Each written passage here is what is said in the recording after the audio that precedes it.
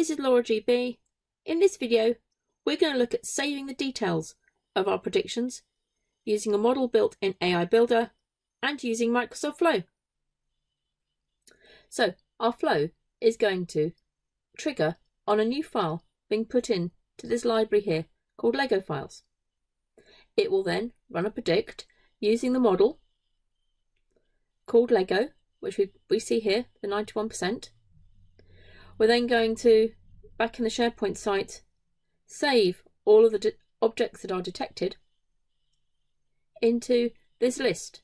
We'll give it a title, what was detected, which picture is it in, and then the dimensions of that prediction and the confidence for us to use in an app later on. So let's go to our solution and we're going to create a new flow. Now the trigger for this flow is going to be a new file in that library. So we're going to start with looking in SharePoint, and we're going to go for when a file is created, properties only. So we'll pick that site that we were just on, AI Builder site, and that library was Lego files, and it's the root of the folder, so you don't need to worry about that part. Then let's add a scope to put the next steps into it. So let's put in a scope.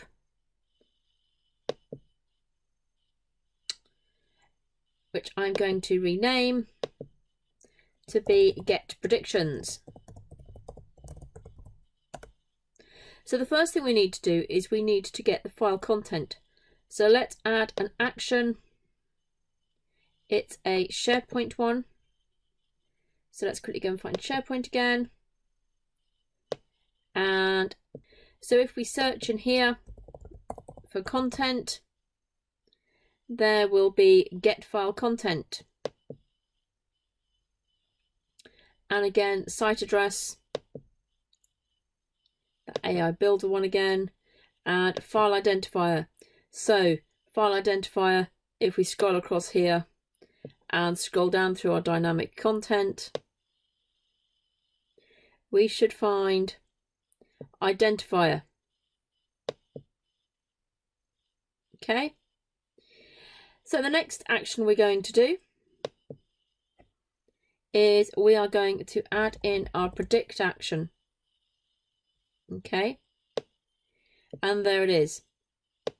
If it doesn't appear, that is probably because you're not inside a solution. Okay. So on our model, we're going to click into there and I'm going to pick Lego. Request payload is a string. Okay. Now, if we go to the Microsoft website about, so I scroll to the top of this just to show you which page we're on, use object detection in Microsoft Flow, it talks you through what we're doing here. And there we are, there is the JSON, and I'm going to copy that. And we're going to go back into our flow. And that's what's going to go into the request payload. Where it's got the expression, I'm going to take that out. And then I'm going to go across to the expression over here. And we are going to go with base 64, open brackets, press escape to get rid of the hint. And then back onto dynamic content. And we are going to go for file content from the get file content. And click OK. Make sure that in there the quotes are on either side of it, and that works fine. Then I'm going to add an action, and this is going to be my quick debug.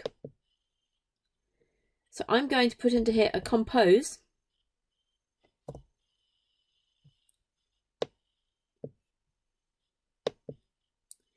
And into that compose, I'm going to, back from the predict, is the response payload. So I'm going to click that into there. So let's give our flow a name. So new file predictions. And save. So there we are, that's saved. Now let's click back to go back to the flow page. There we go, we can see, and it hasn't run yet. So let's go back into our site, and we're going to go for onto our Lego files, and we're going to go for an upload. And let's upload a file. And I'm going to pick that file there. Click open. And there we are. There's our file loaded. Let's go back to our flow.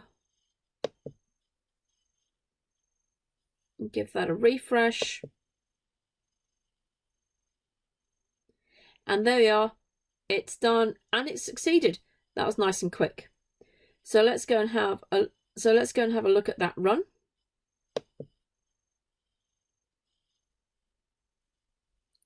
And into our get predictions. And the bit that I'm interested in is what's inside the compose. And so there we are. We've got our compose. I can click into there, Control A, Control C to copy it. And we're going to click edit. So now we're going to add an action, which is going to be to parse that JSON that has been returned to make it easier for the rest of our flow to handle that data. So go into parse JSON. Now it wants a schema for that JSON, so we're going to go into use sample payload to generate that schema, and then I'm going to click into there and I'm going to paste Control V into there and click done. And there you are. It will give you the schema, which gives you the details, so we can see there that it's going to have a tag ID, it's got a box which has got left, top, width, height, and it's going to have a confidence, etc. So that works. So next in the parse JSON we need to put in the content. So that content there is going to be what's come out of the predict, which is the response payload. We no longer need the compose, so I can delete that step.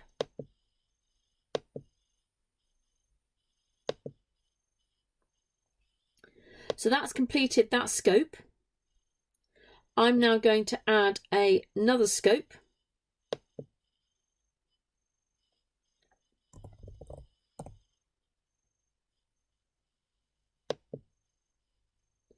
And I'm going to rename that scope to save predictions.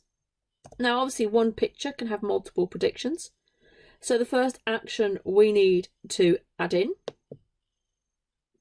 is we need to add in a control apply to each.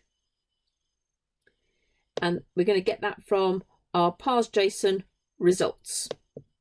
Our first step inside the apply to each is to get the label associated with each prediction, because at the moment it's just an ID. So we're going to add an action, and this is a common data service one. So I'm going to put in the common data service, and you'll see there's two of them. There's the normal one, and then there's the one from the current environment. So we're going to go for that one. And we're going to go for get a record.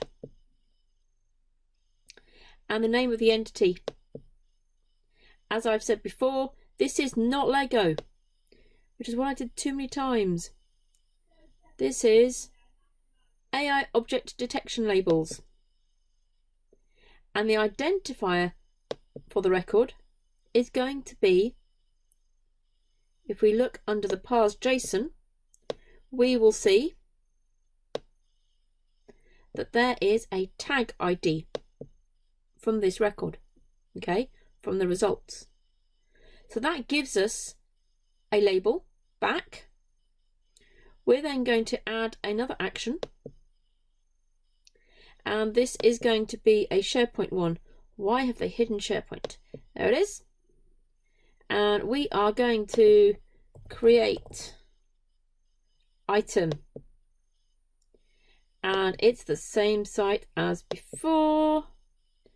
And the list name is object detects. And that should expand out to give us all the boxes. Okay.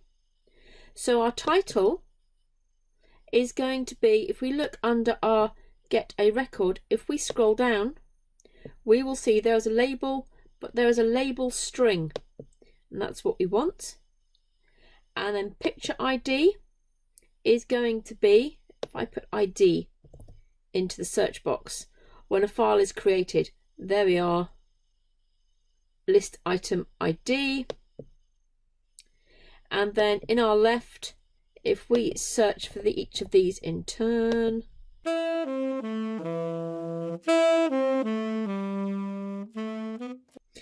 and there we go, all of the fields are complete. Okay, and we can save.